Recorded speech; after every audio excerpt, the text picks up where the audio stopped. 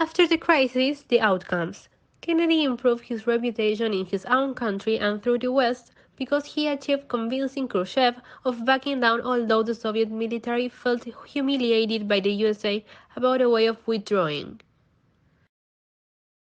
In addition, he stood up to the critics of containment that wanted USA to invade Cuba because he said that the intervention was not worth the risk.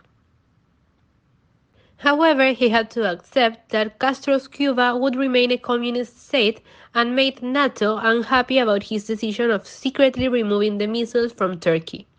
Khrushchev was unable to use it as propaganda, but that was better than a nuclear war.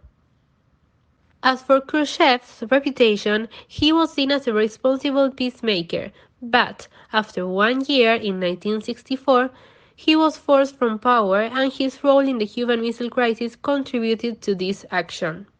Historians agree that this conflict helped to thaw Cold War relations between the USA and the USSR because after it finished, they were prepared to reduce the risk of a nuclear war. For instance, in 1963, they signed a nuclear test ban treaty, which was an important step forward. They respected each other and avoided direct confrontation.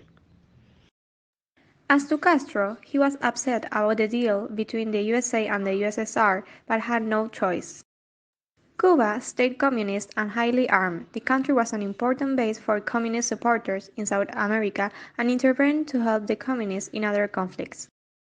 He also kept control of the American companies and other resources he nationalized during his revolution, and it still remains to be a source of dispute.